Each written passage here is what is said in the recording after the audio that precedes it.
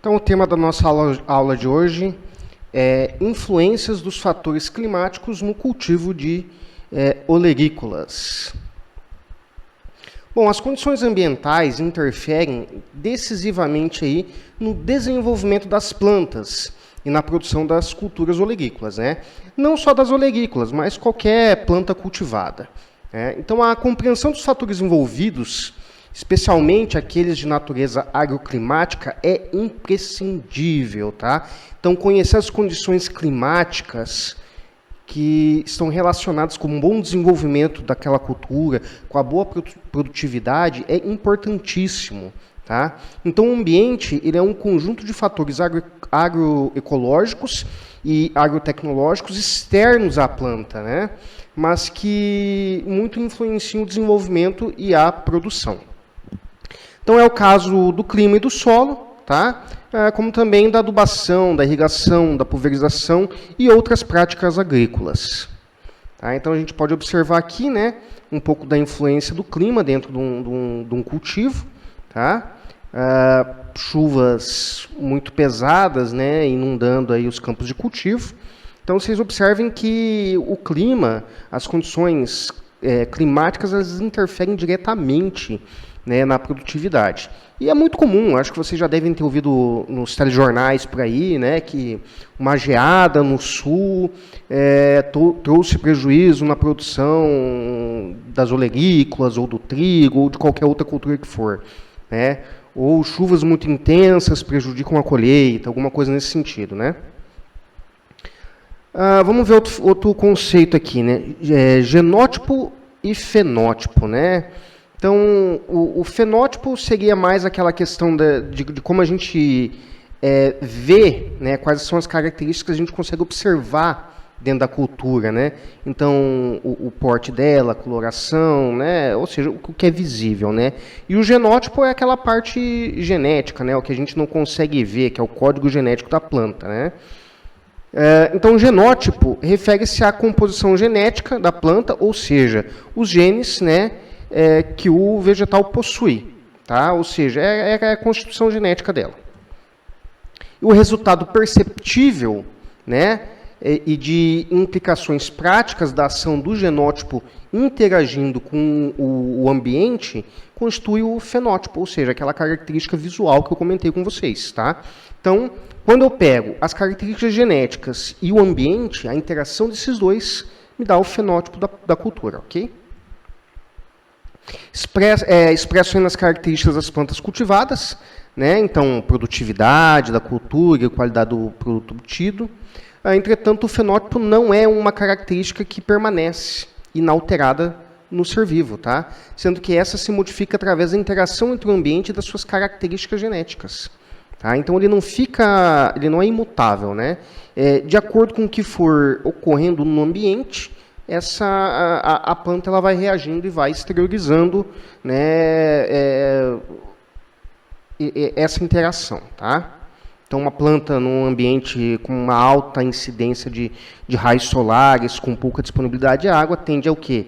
A queimar, né? Então, ela vai esterilizar aquilo ali. Tá? Se ela não for adaptada para aquela condição, né, ela vai sofrendo e vai exteriorizando aquela situação. Então, vias para um possível aprimoramento das culturas, né, olerícolas. Então, tem o melhoramento genético e a agrotecnologia. Tá? Então, melhoramento genético, adequar o seu genótipo a determinado ambiente. Então, exemplo aí, cultivares de alface, brascas e cenouras, ditas de verão, né? Já que originalmente todas as cultivares dessas espécies eram consideradas de inverno, né? E apenas produziam bem se plantadas no outono e inverno. Tá? Então, esse é um exemplo clássico. Sobre agrotecnologia, então, modificações e adequações do ambiente a um genótipo previamente escolhido, utilizando-se a moderna agrotecnologia, tá? Então, ou seja, aí, né, a utilização de adubação, de irrigação defensivos, que tornam o ambiente propício ao cultivo de certas hortaliças, né, ou a utilização, por exemplo, de um hormônio vegetal para induzir uma floração. Então, exemplo de plantio de pepino, né, uma planta intolerante ao frio, em pleno inverno, em casa de vegetação, né, beneficiada pelo efeito estufa, ou seja, com um ambiente um pouco mais quente, né? Os fatores climáticos que mais poderosamente influenciam algumas características relevantes da cultura, como duração do ciclo, precocidade de colheita, fitossanidade, produtividade, qualidade de produto e inclusive o preço do mercado, né? Então são esses fatores climáticos que acabam influenciando. Então a gente tem ali 4 estações, né? Primavera, verão, outono e inverno. Cada cultura tem como característica um período certo para o seu plantio.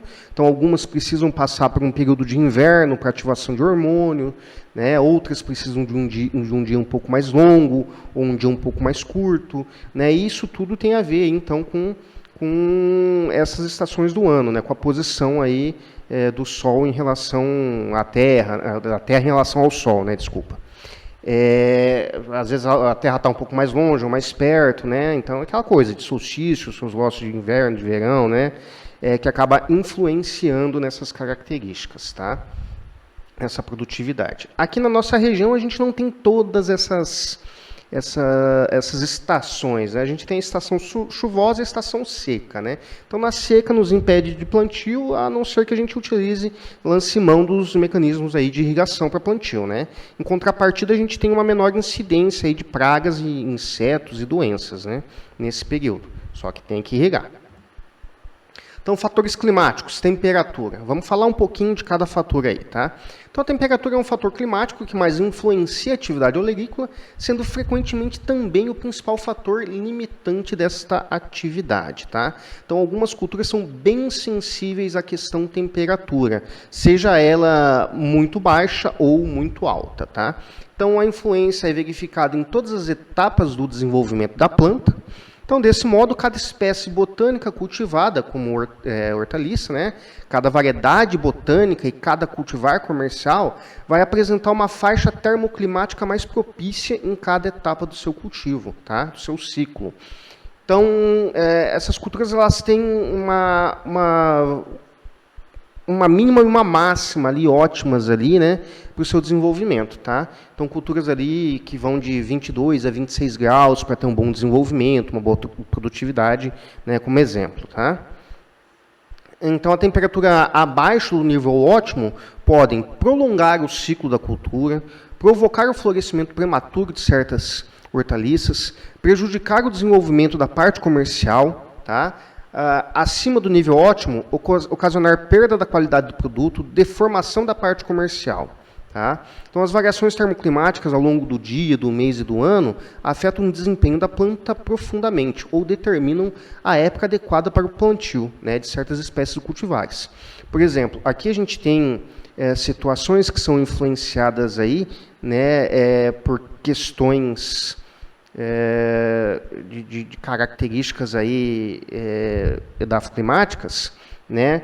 Por exemplo, o estiolamento da alface, né? O pendoamento dela e o florescimento dela de maneira muito rápida, ou a formação de cabeças de repolho pouco compactas, né? Então, são fatores aí que podem fazer com que a gente não tenha um produto com uma característica comercial adequada. Então, os dados térmicos podem ser obtidos diariamente, né, ressaltando-se que temperaturas máximas costumam ocorrer durante o dia e as mínimas durante a noite, tá? Então, as temperaturas máximas geralmente ali a sol a pino, né, a pico, na verdade, sol a pico, durante ali meio-dia, 1h da tarde, né? E as temperaturas mínimas ali em torno de 4, 5 horas da manhã, tá? Então, a influência dos processos de germinação, de emergência das plântulas e no desenvolvimento inicial e no decorrer do crescimento vegetativo e reprodutivo dessas plantas, tá? Então, a temperatura ela acaba interferindo nesses processos, né? Às vezes, um leito muito quente inviabiliza a germinação e emergência de certas plantas, tá? Condições ótimas são aquelas que possibilitam acelerar a germinação, né? Porém sem diminuir a porcentagem de sementes germinadas, tá? Então tem esse fatorzinho também. A temperatura do solo está diretamente relacionada com a temperatura do ar, né? A duração do período luminoso a que foi exposto ao solo, né? e algumas características do próprio solo, né, como o efeito da sua coloração. Por exemplo, solos escuros aquecem muito mais rápido do que aqueles com coloração mais clara. Tá? Então, isso é um fato, ok? Nas condições brasileiras, observa-se problemas com temperaturas excessivamente elevadas, tá? Que ocasionam consequências aí diretas na germinação de sementes. Principalmente porque grande parte dos cultivos também é feito com solo nu, né? Você não tem proteção. E aí, por exemplo, o plantio direto, que você tem palhada, ele tem uma vantagem porque ele segura um pouco a temperatura do leito, né? Do solo ali, haja vista que a incidência de raios solares ela não é direta nesse solo, né? Então tende o microclima ali ser um pouco melhor. Ou seja, a temperatura do solo é um pouco mais baixa, né, do que se ele tivesse exposto diretamente. Então, assim, as culturas que serão implantadas na área deverão ser escolhidas conforme sua adaptação ao clima local, tá? Então, é importante que a cultura que for ser trabalhada, for ser produzida nessa região, ela esteja adaptada às condições, àquele ambiente para que tenha a expressão aí da máxima produtividade para aquela cultura. Então, aqui a gente tem um estudo, né, e a gente pode observar com várias cultivares, né, então valores médios em porcentagem obtidos de testes de germinação, né, de primeira contagem, né, e germinação com várias temperaturas de sementes de diferentes cultivares de alface produzidas aí pela determinada empresa aí que testou, né. Então, a gente observa aí temperaturas de 20, 27,5 e 35 graus, tá. Então, ó, os genótipos Vitória, né, Vitória de Verão, tá aqui, Vitória de Verão e Camila, tá, são termotolerantes, apresentando germinação acima de 90% nas temperaturas favorável e crítica máxima, tá? Então, se a gente observar aqui, ó, a 20 graus, 100% de germinação, né? Aqui a 27, tá? Então, 93% de germinação, né? E a 35, 98. Então, ocorreu o quê? Um decréscimo muito pequeno da germinação dessa cultura, tá? E a Camila aqui também, ó, 99, né? 100 e 93, tá? Se a gente observar as outras culturas, ó, por exemplo, a mimosa de 95, ela cai para 68 e depois para 10, tá? Algumas culturas aqui, ó, tipo a Hanson, de 98 para 22 e depois para 2%. Tá? Ou seja, como elas mantêm valores muito próximos a 100%, não diferentes estatisticamente do 100%, elas são tolerantes. Elas germinam tanto em temperaturas um pouco mais baixas quanto em temperaturas mais elevadas. Influência da temperatura na germinação de sementes. Tá? Então, a gente tem várias culturas aqui, né? As temperaturas mínima, ótima, máxima e a variação ótima. Tá? Então, abóboras, mínima 16 graus, ótima 35, máxima 38. E a variação ótima de 21 a 35. Alface, mínima 2, ótima 24, a máxima 29 e a variação de 4 a 27. Mas, professor, como é que a gente consegue produzir alface aqui no nosso clima, sendo que as nossas temperaturas médias aí são bem mais... a média é 26, né, mas as temperaturas chegam a 30, 36, 34, 38 graus, né? É que a gente falou antes, né? São culturas que já estão adaptadas à nossa condição, né? Então, que é a chamada cultivar de verão, tá? Então, vocês observam que todas as culturas têm uma mínima, uma ótima, a máxima, né? E a variação ótima para a sua produção, ok? Então, a gente sempre tenta pegar aí aquela variação ótima, né? Para ter uma margem de segurança para a cultura, ok?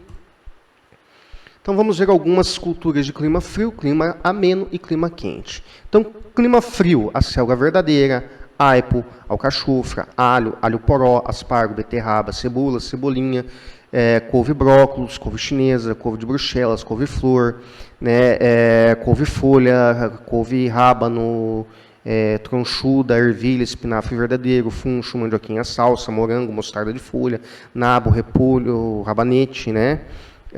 Porém, se vocês observarem, essas que estão com asterisco, a gente tem já variedades de clima de verão, tá? A mostarda também a gente já tem variedade de clima de verão. Clima ameno, abobrinha italiana, agrião da água, alface, almeirão, batata, cenoura, chicória, moranga, rúcula, salsa, tomate.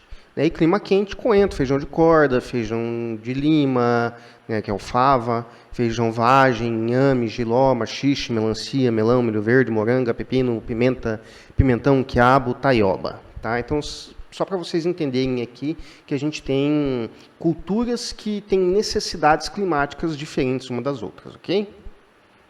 Então, as de clima frio exigem ou produzem melhor sob condições de baixa temperatura, as de clima ameno produzem melhor sob temperaturas amenas, e as de clima quente são intolerantes ao frio, né, que prejudica ou mesmo inibe a produção. Né? Então, algumas toleram temperaturas amenas. Tá? Temperatura, né, os fatores climáticos ainda. O repolho de inverno, em altas temperaturas, não forma cabeça. E quando forma, são leves, frouxas e de péssimo formato. Tá? Que foi aquela primeira foto que eu mostrei para vocês lá, quando a gente começou a falar sobre temperatura. Né? Então, observem que o repolho de inverno ele não vai bem nas condições de clima quente. Então, se for plantar repolho nas nossas condições, tem que ser um repolho já adaptado. Tá? Um repolho de verão, uma cultivar dita de verão. Vamos ver aí também o que é termoperiodicidade, tá? Estacional e diária. Então, termoperiodicidade estacional para as culturas anuais. Então, a maioria das hortaliças cultivadas é constituída por espécies anuais, independente aí de um intervalo de temperatura fria para que a planta passe da etapa vegetativa para a reprodutiva. Né? Um exemplo é a alface, que exige temperatura elevada para ocorrer o florescimento e a formação da sua semente. Tá? Aí, tem a exigência de temperaturas frias para passar da etapa vegetativa para a reprodutiva, com emissão de pendão floral e posterior desenvolvimento de sementes. Tá? Então, essas plantas que precisam passar por essa temperatura fria, elas são consideradas aí, então, bienais, né, e perenes. Tá? Então, são essas plantas que há necessidade de passar um ano. Né? Então, a anual, ela fecha o seu ciclo em até um ano. Tá? Então, as bienais, elas vão de um ano para o outro, e as perenes, né, aquelas que permanecem por mais de 5 anos no campo. Então, a passagem para a etapa reprodutiva, ela interessa mais aos produtores de sementes botânicas, tá? Sendo desastrosa para o agricultor comum que visa o produto para a alimentação humana. Então, por exemplo, da alface. Né? O produtor de alface comercial para venda, para consumo, ele quer as folhas. Né? Ele precisa de uma cabeça bem formada para vender para o consumidor. Já o produtor de semente, a intenção dele não é folha de alface, ele quer semente, né? O produtor de semente. Então, ele precisa que ocorra a emissão do pendão floral, né, e a emissão dessas sementes. Quando ocorre a emissão do pendão floral na alface, ela começa a produzir o látex e, geralmente, ela amarga a folha. Então, quando você vai comer, está aquela folha muito amarga. É que começou já o estágio de reprodução daquela cultura. Tá? Então, o produtor de alface cabeça, consumo, ele não almeja isso. Começou o estágio reprodutivo, a alface amarga já não tem tanto valor comercial assim. Tá? Então, as bienais, né, então há a exigência de temperatura baixa para o florescimento, dependendo da espécie, né, da variedade botânica e da cultivar. Por exemplo, as brássicas, né, couve de folha, couve-flor, couve brócolis e repolho, a cebola e a beterraba para florescer. Né? Ocorre aí, então, vamos falar um pouco sobre a termoperiodicidade diária. Então, a gente está falando da oscilação diária de temperatura em 24 horas, né? Então, o estacional é dentro de um período, né? Então, que pega ali inverno, verão, outono, né? A diária é quando a gente fala de um dia, 24 horas. Sendo a noite mais fria, né? Geralmente, né, do que o dia, óbvio. Em algumas espécies olerícolas, as plantas se desenvolvem e produzem melhor quando a temperatura noturna é inferior a diurna, tá? Então, uma diferença de 5 a 10 graus, né? Exemplo, tomate, batata, pimentão, a beterraba, ervilha, o morango e por aí vai, tá? A altitude também é um fator que vai estar influenciando na temperatura. Cada 200 metros de altitude diminui 1 grau, né, de temperatura. Então, quanto mais alto a gente tem, mais frio, né? E aí também ocorre o quê? A modificação do tipo de cultura que vive ali, né? Que consegue se desenvolver, tá? Então, a gente tem aqui, né, acima de 4.200 metros, aqueles montes onde que sempre tem neve, né, 3.600 metros, musgos e líquens, né, 3.000 metros coníferas, cevada, batata, né, 2.400 metros árvores de folhas caducas, canteiros de aveia, trigo, 1.800 metros árvores sempre verdes, trigo e milho, 1.200 metros magnólias, milho e algodão, 600 metros florestas subtropicais, canas-de-açúcar, soja, uva, né? E 0 metros florestas tropicais, palmeiras, arroz, café, banana e por aí vai, tá? Então, vocês observem que mudou a altitude, muda também a vegetação, tá? A latitude, esse fator provoca uma diminuição gradativa da temperatura, quanto maior for a latitude, né? Então a gente tem aqui a 0, né, que é a linha do Equador, com temperaturas altíssimas, né? À medida que vai aumentando, então essa latitude, a gente vai tendo temperaturas, né, mais amenas até chegar aqui nas regiões de zona fria, né, no Polo Norte e no Polo Sul, tá? Então a gente tem aqui, ó, a zona quente ou zona tropical, a zona temperada norte, a zona temperada sul, zona fria sul, zona fria norte, tá? Então, aumenta a latitude, diminui a temperatura, ok? Diminui a latitude, aumenta a temperatura. Fácil, né? Fatores que fazem variar a intensidade da radiação solar e a temperatura com a latitude, tá? Então, a gente tem um chamado de equador térmico, então é linha que une regiões de igual temperatura ao longo do globo, ela não acompanha a linha do equador geográfico, tá?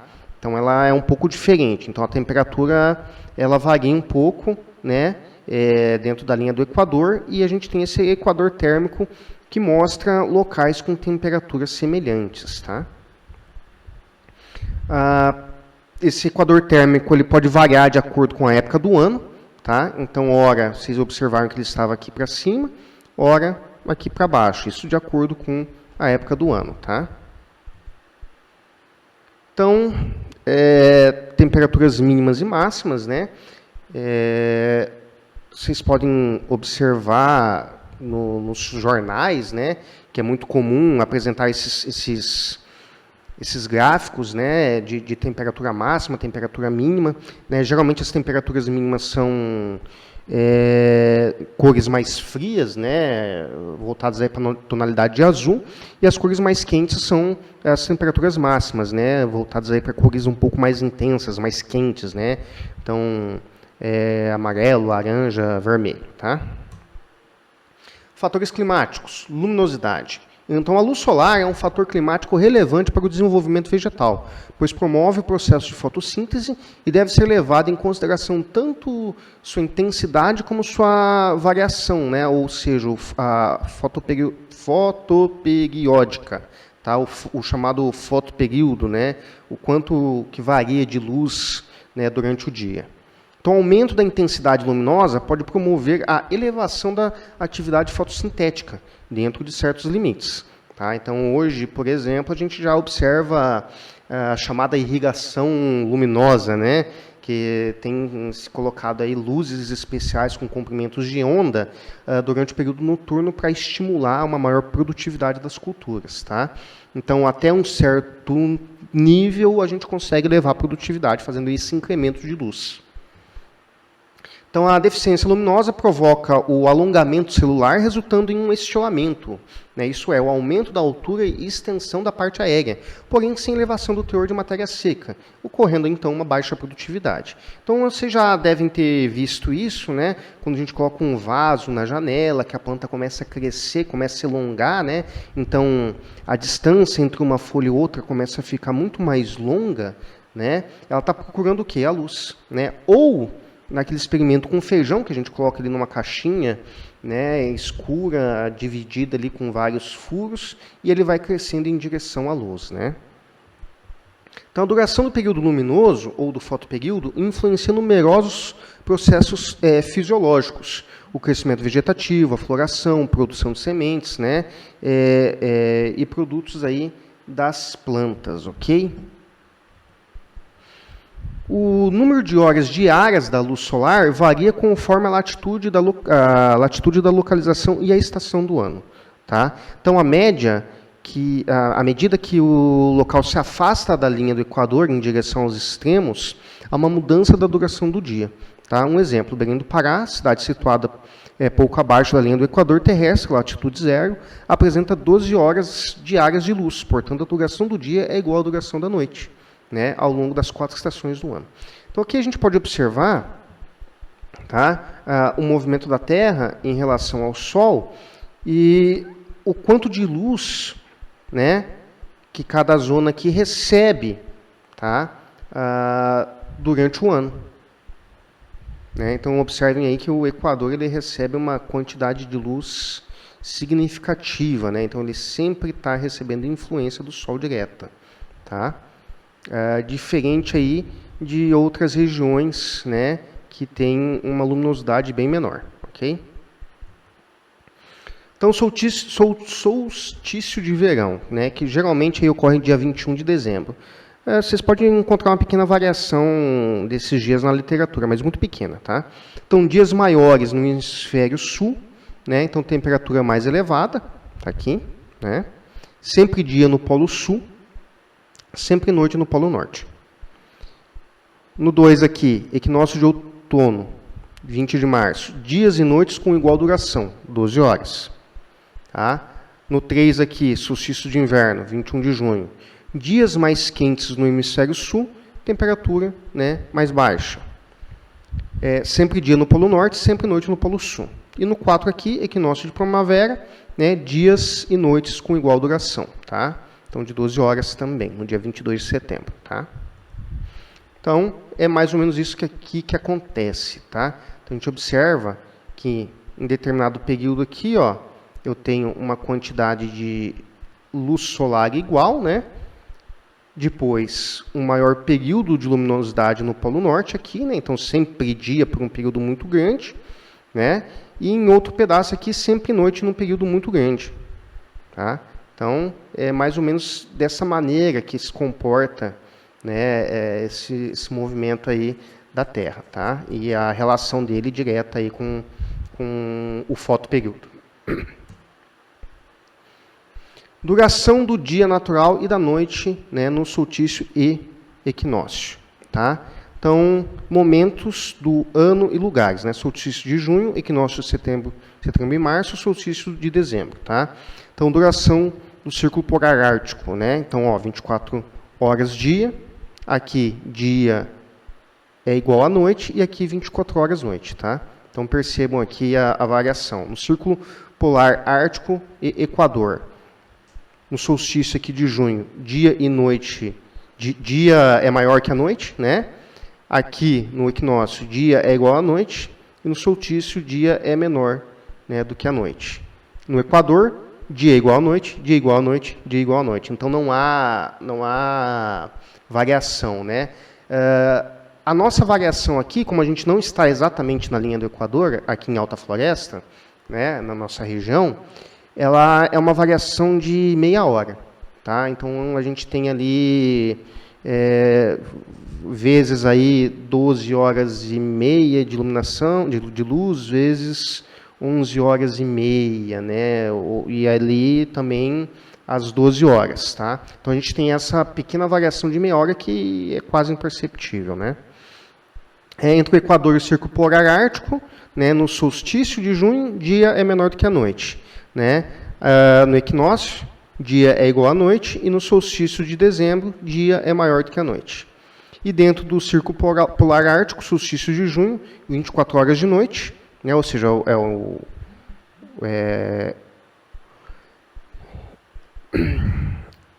é o inverso aqui do solstício de dezembro, né? Que seria 24 horas de dia. tá? E no equinócio, dia é igual à noite. Que é isso que essa imagem mostra, né? Então, período noturno aqui aqui só dia, né? Só noite, tá? E depois com períodos, né, de dia e noite igual, ok? Então a gente está aqui, né, falando sobre a latitude e longitude do Brasil, na nossa região, Alta Floresta. Então a gente está aqui em 10 graus sul, né? Então se a gente observar aqui no fotoperíodo, né, esse intervalo de 10 horas, 14 horas e aqui 12 horas, né, que é o mais comum aqui, se a gente pegar a nossa região aqui, né, 10 graus, tá? Então a gente vai ter uma pequena variação, né, de dia e noite, tá? Então, fotoperíodo crítico, número de horas de luz solar que a planta necessita, tá? Então a gente tem um período crítico, que são de 13 horas, né? Então a gente tem aqui, então a gente sempre está naquele limiar, né? 12 horas e meia, 11 horas e meia, né? Então a gente não tem tanto problema, né? Com essa questão do fotoperíodo. Então a variação do fotoperíodo em diferentes latitudes e representação de épocas de indução floral de plantas em dias curtos, né? E plantas de dias longos, ambas com fotoperíodo crítico de 13 horas, tá? Então é isso que o gráfico fala. A gente sempre está aqui, ó, tá? Então a gente acaba não tendo tanto problema com essa questão de luminosidade, tá? Plantas de dia curto. Então as plantas de dia curto são aquelas que florescem quando a duração da noite, período escuro, é igual ou maior do que um determinado valor denominado fotoperíodo crítico. Tá? Então, fotoperíodo crítico de 15 horas. Né? Plantas que recebem luz abaixo do valor crítico acabam florescendo, então 10, 12, 14 horas. E plantas que recebem luz acima do valor crítico permanecem em estado vegetativo. Né? Então, 16, 18, 20 horas. Então, essa luz ela vai influenciar diretamente no florescimento dessas culturas. Então, morango é uma planta de dia curto para florescer e frutificar, e de dia longo para a formação de mudas e estolos, né? Aqueles estolões que a gente tira as mudas. Plantas de dia longo são as plantas que florescem quando submetidas a períodos de escuridão inferiores ao fotoperíodo crítico. Tá? Então, plantas desse tipo, das quais a alface é um exemplo, florescem no fim da primavera ou no verão. Para algumas plantas, basta uma única exposição ao fotoperíodo indutor para florescer, enquanto outras precisam de vários dias suscetíveis de fotoperíodo adequado. Então, a alface é uma planta que de dia curto e para formar folhas e de dia longo para florescer. Tá? Então, alface e espinafre para florescer, alho e cebola para bulbificar, né, e rabanete também. Rabanete para bulbificar. A alface de inverno, por exemplo, quando é plantada nas nossas condições, ela não forma cabeça, ela já vai formar haste floral, tá? Então, plantas de dia curto, tá? Então, florescem em estações do ano que as noites são longas, porque durante o período prolongado de escuridão, o fitocromo PFR, né, converte-se espontaneamente em fitocromo PR, deixando de inibir a floração. Então, tem o fitocromo PFR, né, que ele inibe a floração. Quando ocorre essa situação, ele é convertido, né, no período de escuro para fitocromo PR e ele para de inibir a floração e acaba florindo. Plantas de dia longo só florescem se o período de escuridão não forem muito prolongados, de modo que não haja conversão total do fitocromo PFR em PR. Tá? Então, evita a conversão, né? Então, pequeno período de escuro aqui. Né? Então, acaba estimulando essa floração. Okay?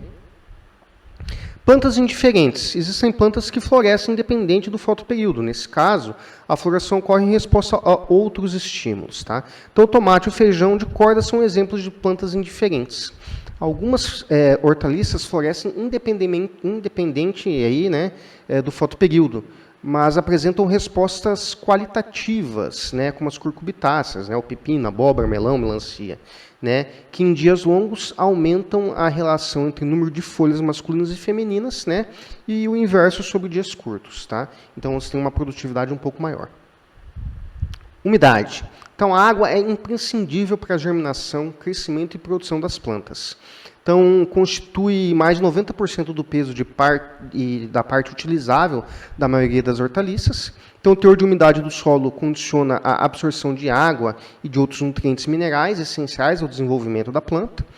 A umidade do ar influencia na transpiração, perda de água pelas folhas, né? E pode facilmente ser controlado pelo agricultor por meio de irrigação. Tá? Controle da umidade do ar é bem mais difícil, a não ser pela escolha criteriosa da época de plantio. Um elevado teor de umidade do ar afeta o estado fitossanitário da cultura, especialmente no que se refere ao ataque de fungos e bactérias fitopatogênicas. Né? Então, quanto mais umidade e temperatura, maior a incidência de fungos e bactérias. Contrariamente, né, o baixo teor favorece a manifestação de ácaros e de alguns insetos. Tá? O regime pluviométrico da localidade afeta bastante a produção das culturas em geral. O fornecimento desta não se pode basear apenas nas chuvas, né? Por isso a irrigação racional é indispensável. Durante o período chuvoso é possível o cultivo não irrigado de certas espécies menos exigentes ou, né, que dispõem de raízes mais profundas, por exemplo, abóbora, chuchu, quiabo. Né? Então, as chuvas também acarretam alguns efeitos negativos às culturas, elevando a umidade do ar, né? Ou seja, maior ataque de fitopatógenos, e removendo a camada protetora obtida pela pulverização e lixiviação também dos nutrientes. Tá? Períodos críticos de utilização da água. Então, para couves, né, de repolho, alface, brócolis e couve-flor, então, formação do repolho, formação da inflorescência aqui. Tá? Beterraba, né, cenoura, rabanete e nabo, na parte do engrossamento da raiz. O milho doce no desenvolvimento da bandeira e da espiga. Para o pepino, para a berinjela, para o melão, floração, viramento e crescimento de frutos. Né, assim também como para o pepino e para o tomate. Para o feijão verde e ervilha, então floração e crescimento da vagem. Para a cebola, no desenvolvimento do bulbo. A beterraba na iniciação e crescimento dos tubérculos, e o aspargo para o desenvolvimento da parte aérea, tá? Que é a parte comercial, que é comercializada. A falta de água, as temperaturas elevadas, né, segundo o Instituto Agronômico de Campinas, o IAC, propicia prejuízos para a lavoura de tomate e favorece o desenvolvimento de pragas, como a mosca branca, transmissora de diferentes tipos de viroses, a helicoverpa, armígena, cuja lagarta é muito nociva às plantas, né? E o sol muito forte ocasiona queimadura nas plantas, ok? Produzir hortaliças durante os meses de verão não é algo muito fácil para a maioria dos pequenos agricultores. O calor excessivo, em determinados momentos, quando as temperaturas passam de 41 graus Celsius em algumas localidades, prejudica principalmente o desenvolvimento das plantas folhosas, né?